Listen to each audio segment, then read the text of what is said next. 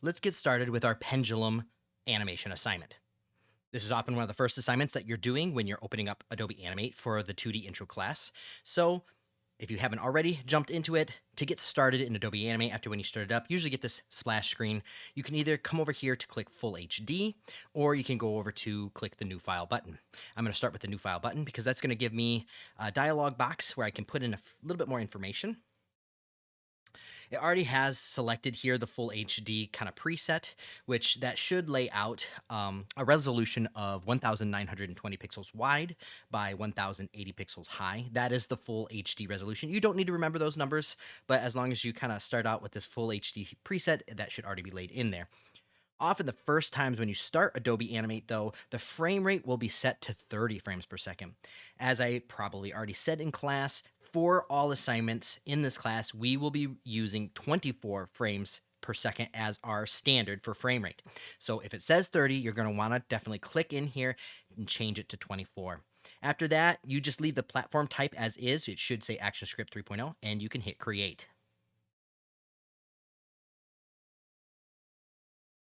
All right, as we jump into here, I'm going to go ahead and set my stage to fit. You can double check that everything is right. Nothing is currently selected since our scene is empty. And over here in our properties panel, you'll see the dock tab is selected. And in there, you can see the document settings of 1920 by 1080 with a frame rate of 24 frames per second. Let's get started with the actual planning for the animation. Now, there's three things kind of that we need to figure out before we can even start laying into it. We need to decide our timing. We need to do our spacing plan, as well as actually block out the spacing for our extreme drawings. So what does that actually mean? Well, the first thing is timing. We need to know in what time will this pendulum swing happen. So this is kind of up to preference. What do you want your pendulum swing to feel like? Do you want it to feel heavy? Do you want it to feel light and fast, or long but lighter? There's different things that you can do to help create something. Don't think about it too much, but do make a decision. So what I think would work great is to have a pendulum swing, and even in just one direction, like so. That would take 1 second. One Mississippi, essentially. So then we would have one Mississippi, two Mississippi, three Mississippi, four Mississippi. That feels like good timing to me. I'm timing out the rhythm of this animation. So 1 second sounds good to me. I could choose a half a second. I could choose 2 seconds. Yeah, how you choose for the timing, you don't have to choose 1 second, but that's what I'm going to go with for now because it feels good to me. So going with that, we're going to go with the understanding of this is going to take place within 1 second. Then that's my timing now decided. Next, we need to figure out the plan for our spacing. This essentially is our timing chart where we're going to plan out the spacing of the animation for this assignment. So I'm going to go ahead and start. I'm going to come over here and make a quick timing chart like so. I'm going to make it pretty long because this is going to have a lot of tick marks in it. Typically, especially with character animation, you don't have extreme drawings that are too widely apart in time. Usually extreme drawings are much closer together, so you have timing charts that come more frequently and they end up being not as long. They have fewer tick marks in them, but you can still have fairly long timing charts sometimes. So I'm going to just make this one really long because I know we're going to have quite a bit of tick marks in there, and I know we're starting at frame 1. And since I know this is going to be 1 second, I'm going to choose something like 25 because we know that 24 frames per second is 1. So 24 frames would be 1 second. And we want to fall on that odd number though. So I'm going to go ahead and set this to be frame 25. So now we need to understand how a pendulum works to understand what timing we're going to put in here. For the 3D students, the spacing that happens between these extreme drawings, or for them it would be called keyframes, is called interpolation. The interpolation is how the program decides to move the object from point A to point B, from extreme 1 to extreme 2, or would be on frame 25. Now, we should have already talked about slow in, slow out, and what that looks like on a timing chart. The slow outs, where the spacing gradually gets larger as the animation travels outward, or when something slows into something where the spacing gets smaller as it gets towards its end goal. Reminder that timing charts always work top to bottom. So let's think about what kind of spacing, what is the speeding up and slowing down that our pendulum is going to do. Thinking about a pendulum, we know it's basically going to start out slow and speed up. Whoosh. Because as gravity is pushing it down, it can't keep falling down because it's connected to a specific point. So then it's going to swing and it's going to catch up speed. But what happens as it starts to come up? Well, obviously, it's starting to fight gravity again. So as it starts to come up towards the top of its reach, it's going to slow down as gravity takes back a hold of it and starts to push it down where it's going to speed up and slow down, speed up and slow down. So what we have here is both a speeding up and a slowing down happening at both ends of this animation, because essentially we have it swinging from here to over here. Those are our two extremes. So now let's start to plan this out on our timing chart. We know that we're going to have it slowly speed up through the middle, and then once it hits the middle, it's going to start to slowly slow down, or start to slow down into frame 25. Because of that, I know that I can just go ahead and put right in between these two, because we always want to cut things in halves. Cutting things in halves are easy. There are other ways to create timing charts with thirds and favors, but that starts to get a little confusing. For now, just cut things in half. It's a great way to keep learning and get started in animation, and you can start to conquer the more difficult concepts later on. So for right now, we always want to just cut our spaces in half. Just cut them in half. So we know that this is going to be kind of right in the middle of between 1 and 25. So I know this is going to be basically frame 13. That's a breakdown drawing, hence why I underlined it. And we want it to basically be slower at each end. So we're going to have our drawings really bunch up at these two ends here.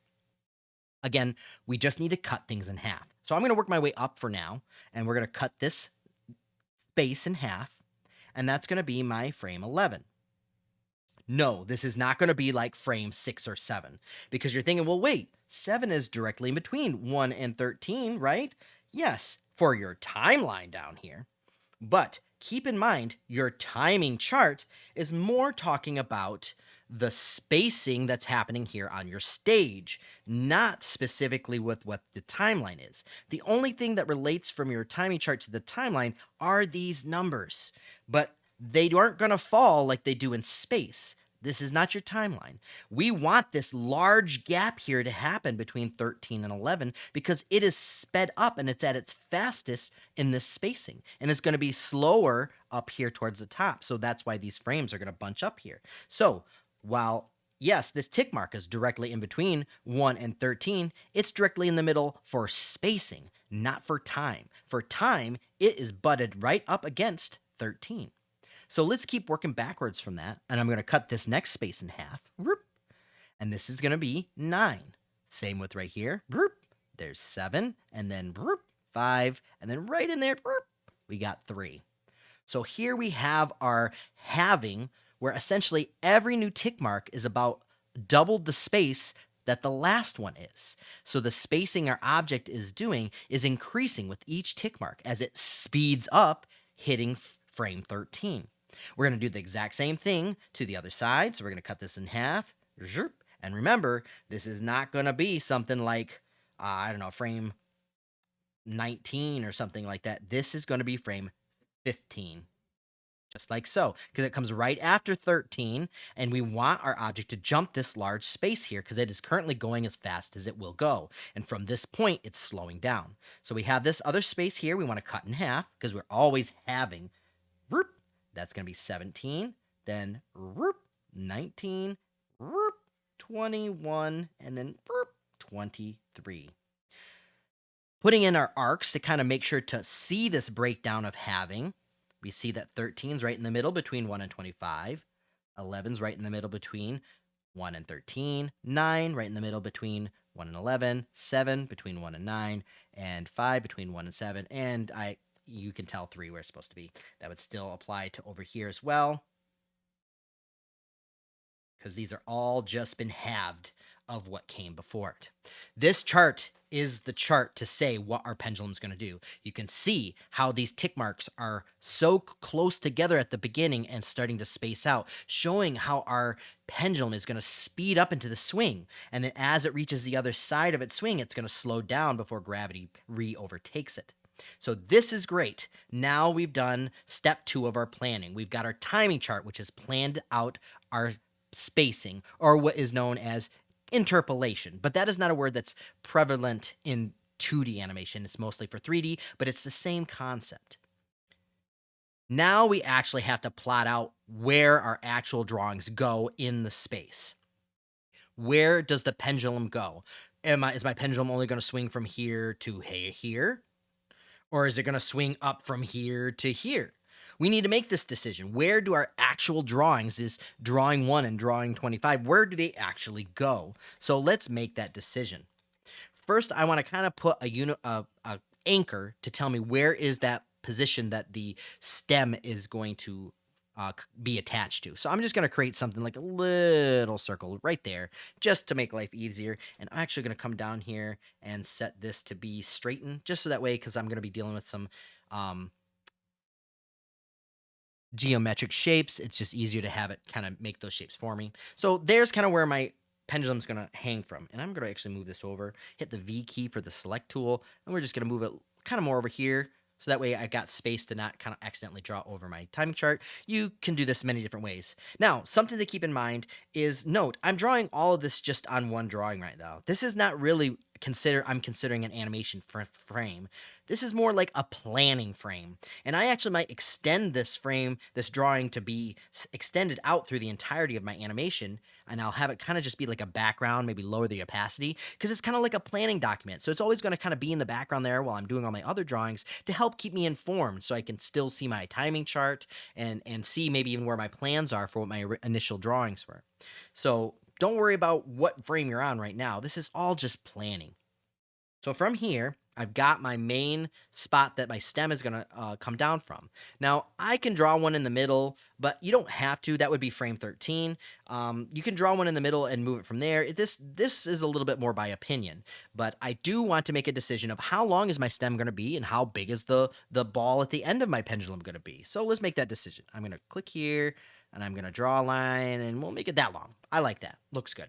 Now, how big do I want the ball or the weight at the end of my pendulum to be? Do I want it to be super big like that? It seems a little excessive. Let's do something a little smaller. Maybe. No, and even then that's a little ovalish. So let's do something just kind of in between those two. Yeah, I kind of like that. I think that works good. So I'm going to run with that.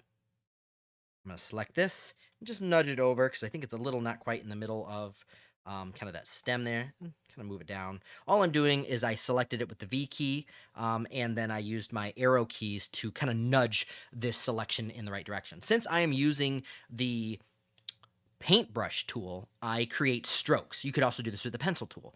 Strokes are easy to grab and move around. They don't flatten on top of each other. They do kind of cut each other by intersection, to where if there's an intersection, you might have to select the two sides of that intersection, but they are still selectable individually. While if you use one of the other paintbrushes, each brush kind of flattens on top of itself. So if you grab one, you select all of them that are touching that same brush. So that can be a little hard to deal with. All right, so I've kind of made what's going to be essentially my pendulum, the actual unit of my pendulum. But now let's make decisions of like, where is this actually going? Like, how high is it swinging for drawing 1 and drawing 25? I could make duplicates and leave this, which would essentially be drawing 13, in place, but I don't think I need to know that because I know where drawing 13 is going to go already just by doing this assignment so many times. But do as you see fit for how you want to approach this assignment. But what I'm going to do now is I've kind of got my pendulum unit. I'm going to select it, the weight and the stem.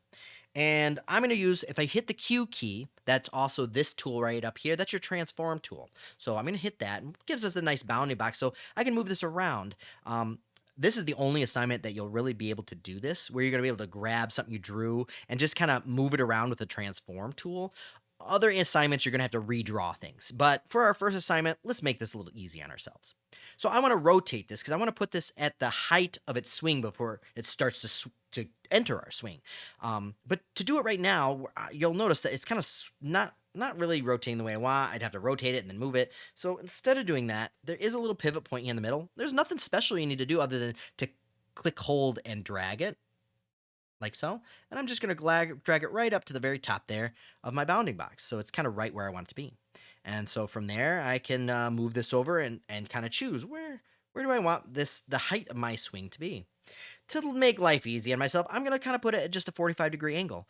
And that's real easy to achieve if while you're holding down and doing this rotate, if you hit the shift key, then it will snap to 45-degree angles, just like so.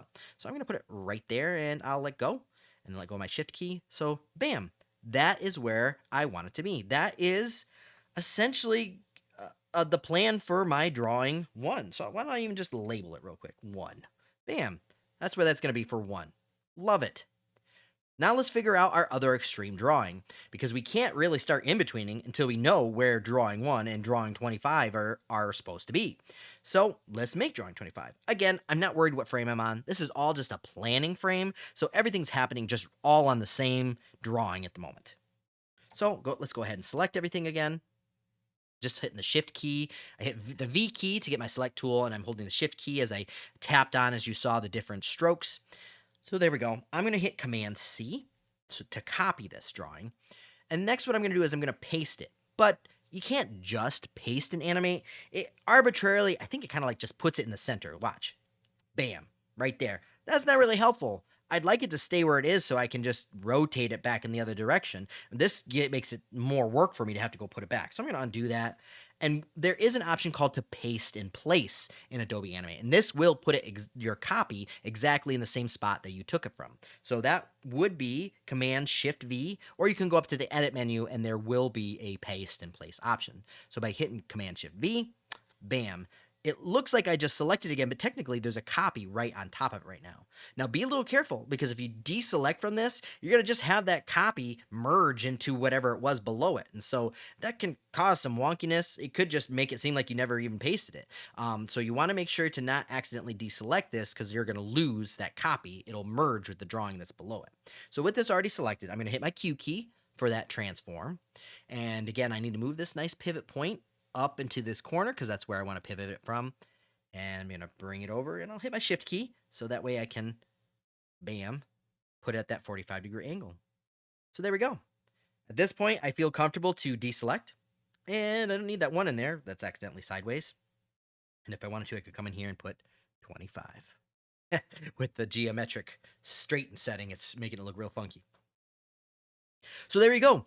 That is the blocking for the actual drawings. Not only have I decided my timing, 1 second for 1 swing, but I've decided my timing chart, which is telling me what the actual flavor of this animation is going to do. I want it to speed up and then slow back down, and I have my timing chart already created to reflect that. And next, I have the actual spacing of my drawings figured out. 1 and 25, I know what those drawings look like. So this is pretty much the extent of my planning. I think from this point, I can just lay into starting to in-between. Again, this all was just for planning. So I'm not really going to use any of this directly at this moment in time. I know that since I'm going to frame 25, that I'm going to be going to frame 25. So I'm going to click here and insert a frame. And by doing that, that'll extend out what the actual keyframe container that holds this drawing right here. So this way, this is going to always be in the background while I'm working on this animation. From here, I'm going to change the opacity of this. So I'm going to go up, right click my layer and go to properties. And right here, I'm going to set the opacity to something like, I might even do like 33% and hit OK. So it's going to make it a bit darker. So that way it's just kind of lingers in the background and won't be too in my face while I'm actually doing more drawings beyond that. So next, let me actually create the layer that I'm going to do my animation drawings on. So I'm going to add a layer like so. And this background layer, I'm going to do something like that. I'm going to say something like planning or some other name to help me understand what it is. And all I did to do that is I double clicked on the name of the layer to rename it. Another thing I'm going to do is because when I eventually want to export this animation, I don't actually want to see my planning drawings. But they will export. Even if you click here to hide the layer, they will still export to the final movie video file. So the only way to make it not is to right click that layer and set it to be a guide layer. By doing so, you're essentially telling Animate, this is simply for the fact of me needing it while I'm animating, but I don't want to see it when I export. You'll get sort of like a little hammer, or I think it's actually a T square for a drafting table that is labeled right there on the layer to tell you that it is a guide layer. So now with that being a guide layer, and I've got my next layer, and this I'll just label it as a pendulum,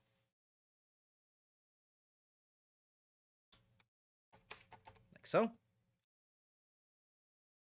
So now I can start laying in my drawings. Now, if I wanted, I could just draw on top of my plan to make these two drawings, or to be simple, I'm just gonna copy and paste them because they're pretty clean. If I was real sketchy with my plan, maybe I would just want to redraw it so it'd be a little nicer. But since we kind of used the straighten tool and it was all geometric already, we could just take what we already made. So I'm gonna go back to my planning document here, and I'm gonna make sure to select the pieces for my drawing one here, like so. I'm going to hit Command C or Control C for PC. And then I'll come up here to my pendulum, actual pendulum layer. Make sure you know what layer you have selected and what frame you have selected, because what you start doing in the stage will make a difference where you are in the timeline. So I'm going right to frame 1 on my pendulum layer, not my planning layer, and this is where I'm going to do that paste in place. Control or Command Shift V. And bam, there we go. Now, I don't have to worry about deselecting this because this is a different layer. So when I deselect, it's not going to merge with the drawing below it because that drawing is on a different layer. So they do have space between them to not accidentally merge. So I'll select off of that like so. And then I'll come back down here to my planning document, and I'm going to select my other one. So I'll just select this one like so, and Command or Control C to copy. Now I'm going to come down here to my pendulum layer again and at frame 25, because that's where this drawing is. And that's very purposeful why we label our drawings with the frame that they fall on. So that way it takes out some confusion. So if we, even though we're doing this on 2s, we label the drawing with what frame they fall on. So that way we understand what frame they're supposed to go on. If we still labeled this drawing 1, 2, 3, 4, 5, 6, 7, 8, and so on, knowing that we're still going to do it on 2s, once we start looking at our timing chart and start plugging it into the timeline down here, there could be some confusion of like, wait a minute, this is drawing 12, but I'm putting it, on drawing 24. I mean, that's weird. So it's easier just to make sure whatever our drawings are labeled by the frame that they will fall on. So by doing that, again, I'm going to frame 25 because that's what we decided in our timing in the very beginning of this planning is where our next extreme drawing will go. So I'm going to right click here and insert a blank keyframe. Bam. And so now you'll notice we've got our blank down here. Make sure that's where I'm at. I'm going to Command Shift V or Control Shift V to paste in place. And there we go. There is our extreme on frame 25. And you'll see as I kind of go back and forth that they're both there. Now at this point, I definitely don't need to grab anything from my planning drawings below here anymore. So I'm definitely going to lock it. I purposely didn't lock it because I knew already that I would be copying stuff from it, but now I'm done with it. So I'm going to hit the lock button here so I don't accidentally start drawing on that layer or accidentally start erasing things from that layer. It can cause trouble if you're not paying attention which layer you're on. By locking it though, there's no question I won't be able to accidentally edit it. In fact, an animate will yell at me when I try to. Like so. It will ask you, do you want to unlock the layer? No, I don't. So we're on our pendulum layer and we are ready to start in-betweening. We've got our extreme drawing on frame 1 and we got our extreme drawing here on frame 25. So now it's as simple as just putting the drawing in the middle. We know where 13 is going to go. It falls by looking at the spacing in our timing chart, looking at these arcs. 13 is supposed to go directly in the middle between 1 and 25. Now again, this is not the middle. That is incorrect. No. Yes, it is in the middle directly, but by doing this, we have shortened our stem drastically. This is incorrect. As we know from the principles in class, everything should have some sort of arc, unless it's like a mechanical robot of some kind. But this is a pendulum. And even though that can seem mechanical, it still has a swing to it, which creates an arc. So it will not be going like this, it will be going like this. One way to take the guesswork out of this is to simply just keep copying and pasting, because that way we're not going to accidentally shorten our stem. We'll end up just retain the stem, and we're going to rotate it like we did when we created our two extreme drawings. So I'm going to go ahead and look at my timing chart. The next thing I need to make is that frame 13, because that's right in the middle, and we always want to take the middles and work our way from there. So frame 13, I'm going to go there. Remember, the only thing about the timing chart that relates to the timeline are these numbers. This spacing of the tick marks in our timing chart is not representative of anything in the timeline, only the numbers, which tell us what frame that drawing is supposed to be on. So again, going to frame 13, and if you're having trouble with what frame I'm on, you can see that what frame you currently have your current time indicator on will be listed right here. So I'm going to go ahead and I could go ahead and put insert blink keyframe, but since I'm already going to be using the drawing that's already there, I'm just going to move it. Why not just insert keyframe? The nice thing about this is it will retain the drawing that's already there and just make a new drawing block. So if I click that, you'll see down here in our timeline, we've created this new drawing block. And essentially, it contains the same drawing information as this one. We're just reusing it so that way we can edit it and it won't affect this drawing block in the beginning. So by going here, clicking this, it's already selected. I'm going to hit Q for my transform tool, which is also right here. So we're going to hit that bounding box. I'm going to move that pivot point, where I want it, right there. And we're going to move it straight down. Now, since I know it's a 45-degree angle, I can hit my shift key to make sure I put it, bam, right in the middle there. Now, if I wanted to have left that other drawing I started with earlier, I could have, but I didn't need to, and it doesn't matter that much to me. But, it's all to preference of how you work. So bam, I'm going to click off, and right there on frame 13 now, I've got my drawing 13 right where I want it. It's right in the middle between 1 and 25, following the appropriate arc because we have the stem is the same length that it's supposed to be. So 13, check, is done. Now, at this point, you kind of have a decision. You can either work this way or you can work this way. Either way, you have to go one way or another as you go. Like I did with my timing chart, I'm going to work backwards first. So we'll start on frame 11, because we know that 11 is going to be right in the middle for spacing between 1 and 13. Again, that does not mean that it's going to fall on like frame 7 or something. That's right in the middle on our timeline. This does not represent our timeline. Only the number is connection to the timeline. So our spacing, which is right between 1 and 13, which is what we want, is going to be on frame 11. So I'm going to go right to 11, and I'm going to insert that keyframe again, because I can just reuse that same drawing information and just move it. Insert keyframe. Now we've reached a point where we need to turn a certain tool on. So far, we've been relying on the planning drawing that I made to kind of give us a kind of an anchor for what we're doing. But now it's not enough, because I can't see where frame 13 is at the moment to know where to put this in the center. And I need to be able to. So we need to turn on our onion skinning. That is right here, which I believe is also Alt-Shift-O, or would be Option-Shift-O.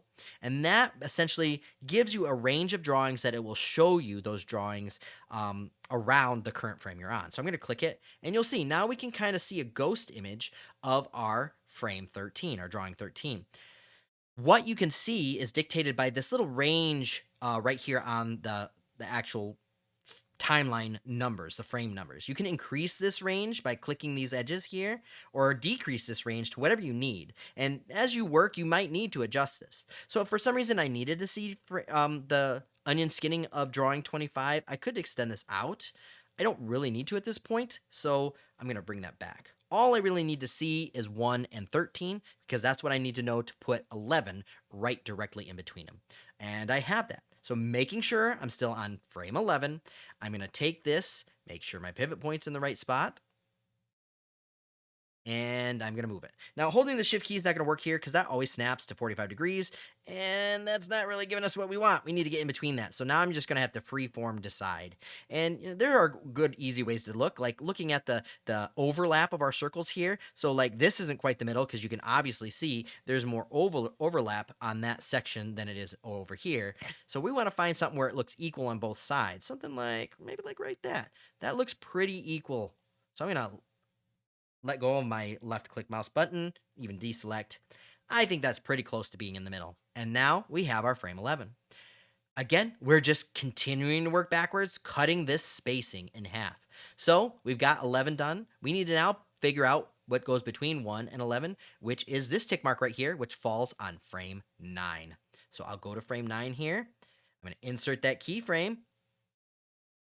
And because I have a pretty good selection going down here for my onion skinning right now, I only see what I need, which is 1 and 11. This could have been like pulled out to where now I'm also still seeing 13. And right now, 13 doesn't really give me any information I need. I only need to know where 1 and 11 is to decide where 9 needs to go. So I'm just going to shrink my onion skinning range here. So we don't need that extra information right now. It's just noise. So, making sure I'm on frame 9, I've copied everything, everything's in order. Let's move that pivot point where we need it to be. And again, we're just finding that middle. Where's the direct middle here? And just look at the different shapes to try to make sure that you have both sides equal. So that way you feel comfortable. And you can even look at the cones, the triangles created up here by the stem to help guide you. The spaces, like the volume here versus the volume here of these circles. This all are guides to kind of help tell you, is this in the center between these two drawings? All right, there we go. That looks pretty good for frame 9. I'm going to just quickly do more of the same to get this done.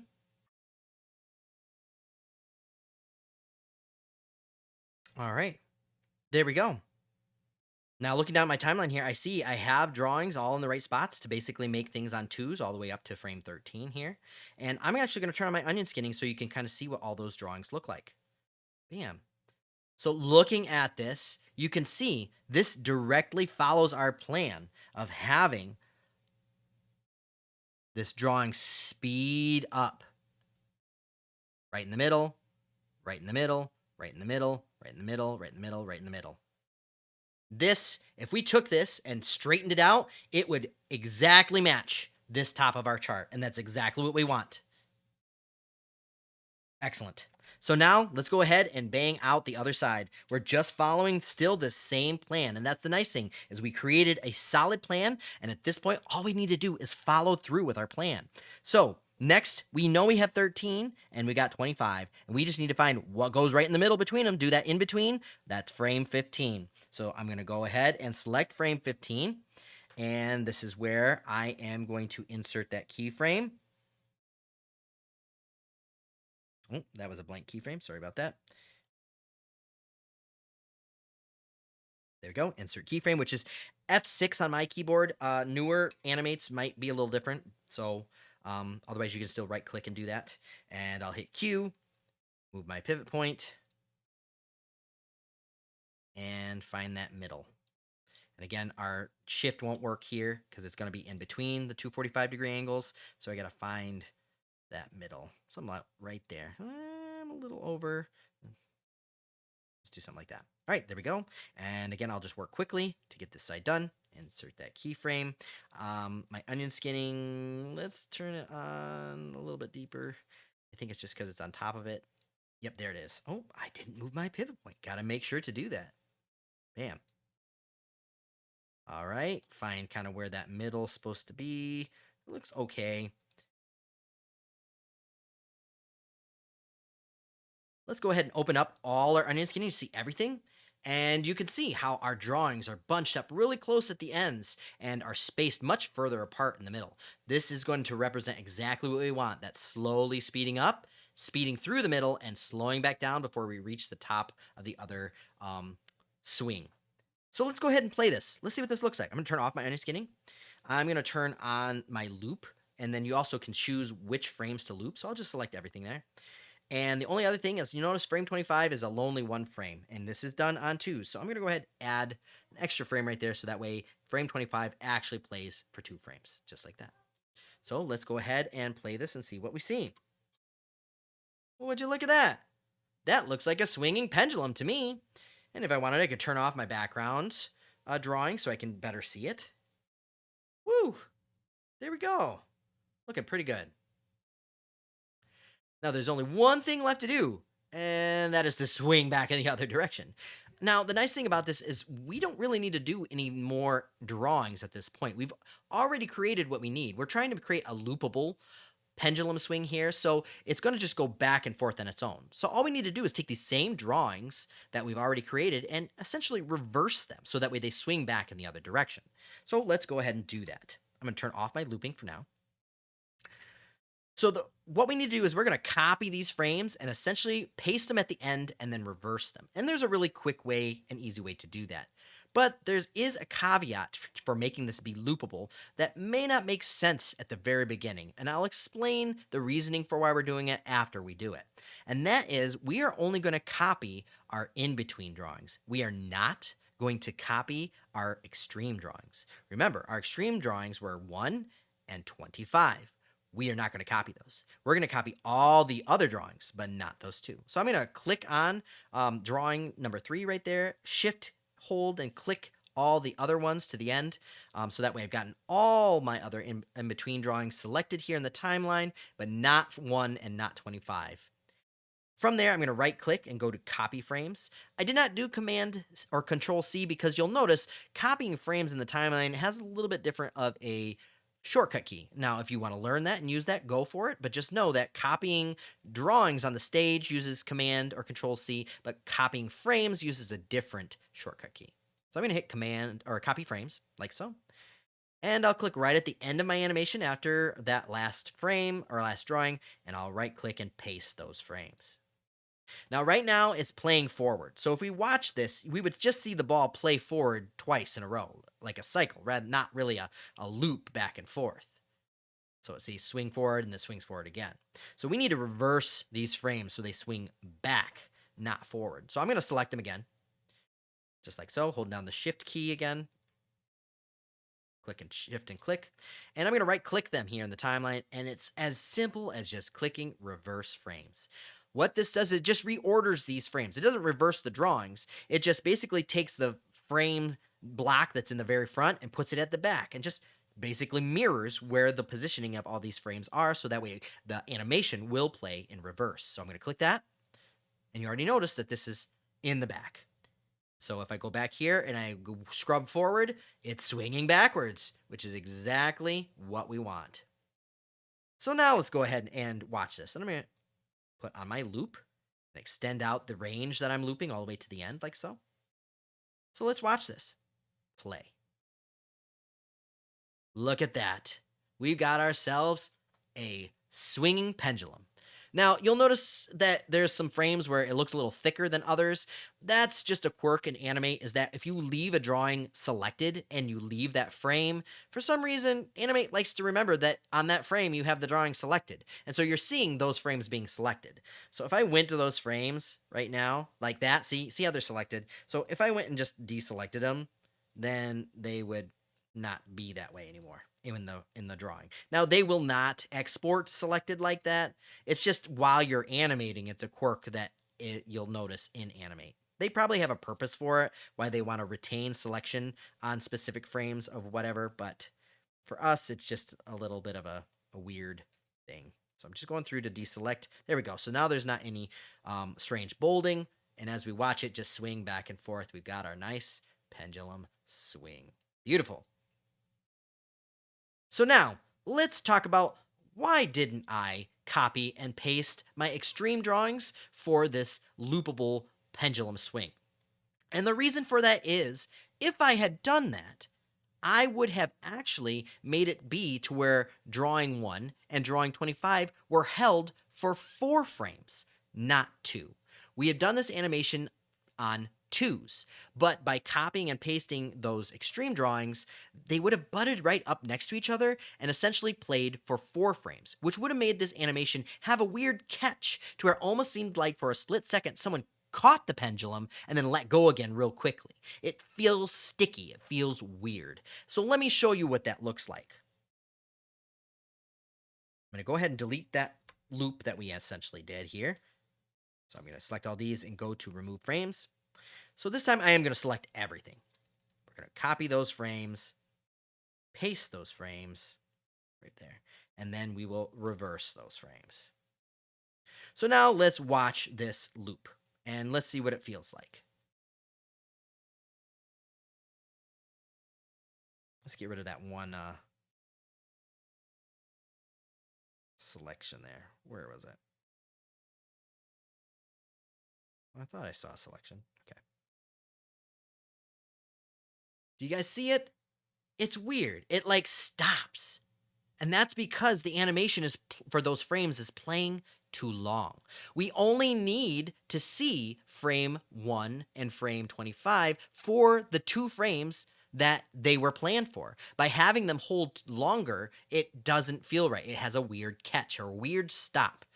So let's look at our timeline down here to show you. So we have our drawing 1 right here at 1 and 2 because it's held for 2 frames. Now let's go to 25. We have 25 right here as well. But the thing is when we copied and pasted and reversed this, we essentially then butted up another 25 right next to it. You see this?